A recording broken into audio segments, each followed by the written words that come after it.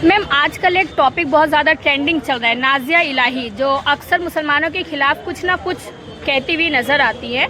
तो अभी जो उनका एक रिसेंट मामला आया है जिसमें उन्होंने आपसे सल्लम की बेहुरमती की है, उसके लिए आप लोगों ने कोई कदम उठाया है उनके खिलाफ?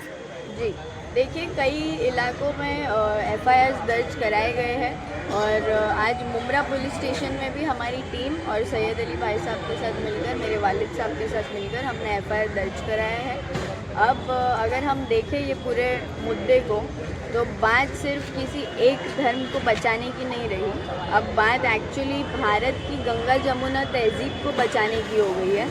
क्योंकि आए दिन हम देखते हैं कोई भी इंसान उठ के किसी न किसी धर्म के ऊपर कोई ना कोई टिप्पणियाँ करता है, लेकिन चाहे वो कोई भी हो, किसी के भी पास फ्रीडम ऑफ स्पीच का मतलब ये नहीं कि आपको आज़ादी है किसी की भी धर्म को ठेस पहुंचाने की। और हर धर्म के जो पवित्र व्यक्तियों के ऊपर टिप्पणियाँ की जाती है, उस पर एक स्ट्रिक्ट कानून बनाना चाहिए। और ये मेरी मांग है कि ऐसा कानून उस पर बनाइए कि लोग एक दूसरे के धर्म को टारगेट करके नफ़रत फैलाना बंद करें, उनके दिलों में डर पैदा हो। क्योंकि जो सेक्युलर लोग हैं, जो पढ़े लिखे लोग हैं, वो ये सारी नफ़रती हरकतें नहीं करते, वो आपस में मिल बांट कर रहते, जो हमारा देश जिसका एग्जाम्पल है।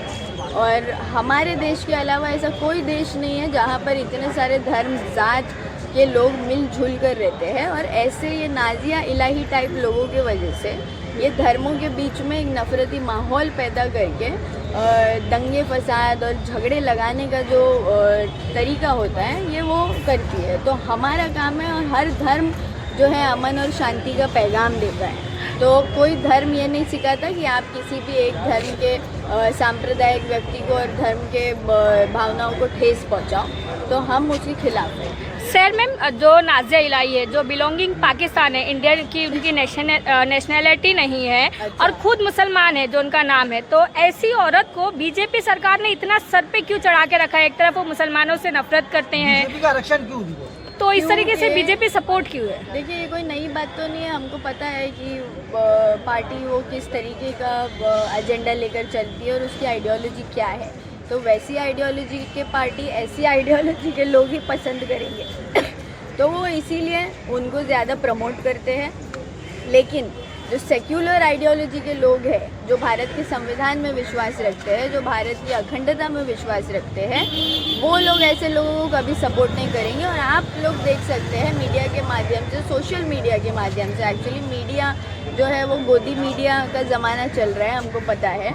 तो सोशल मीडिया पे जो एक्चुअली आप जैसे न्यूज़ वाले जो है वो सही खबर जो पहुंचाते हैं लोगों तक, इनके वजह से सेक्युलर लोगों को देश के असली हालात पता चलते हैं कि यहाँ पर धार्मिक नफ़रत फैलाने का काम चल रहा है, और हम उस नफ़रत को बुझाने का काम कर रहे हैं। और वही करेंगे। जो एफआईआर हुई उसमें क्या धाराएं लगाई गई हैं, इस बात की जानकारी आप दे सकती हैं? आपको हम उसकी कॉपी देंगे ताकि आप पब्लिकली वो एफआईआर को लोगों को बताएं, तो सब लोगों को भी पता चले कि क्या धारा है उस पर लगाई। मैम अक्सर देखा गया कि इससे पहले भी कई दफ़ा एफआईआर तो बहुत हुई, कई जगहों पे हुई, मगर अरेस्ट नहीं हुए ऐसे लोग। तो नाजिया इलाही के लिए सिर्फ एफआईआर तक सीमित रहने वाले या अरेस्ट करने की मांग उठने वाली है? देखिए, अगर हम देखें तो बहुत छोटे छोटे मुद्दों पे यहाँ पर बातें आग के जैसी फैल जाती है। अगर आप मेरा ही एग्जांपल ले लें, तो सिर्फ एक हरा वर्ड जो कि कोई धर्म से रिलेटेड नहीं है, किसी भी कलर का कोई धर्म नहीं होता, ये आज तक हमने कभी ना स्कूल में सीखा ना दुनिया ने सिखाया है। कलर सबके होते हैं, बट एक कलर को लेकर के इतनी बड़ी राजनीति रची गई, बड़े से बड़ा मिनिस्टर मुमरा पुलिस स्टेशन आ गया फोर्स लेकर के हमारे ऊपर एफआईआर दर्ज करने। बहुत मतलब यूजलेस मुद्दों को एकदम बड़ा बताया जाता है। लेकिन जब ऐसे मुद्दे आते हैं तो लोगों का भी काम होता है, सिर्फ हम पब्लिक रिप्रेजेंटेटिव्स होकर अगर हम आवाज़ उठाते हैं, आवाम का भी काम है उस आवाज़ को ताकत देना। और हम देखेंगे इस केस में माशाल्लाह कई इलाकों से अलग अलग लोग इस पर आवाज़ उठा रहे हैं, जो कि एक साइन है इसका कि लोग जागरूक हो रहे हैं और लोग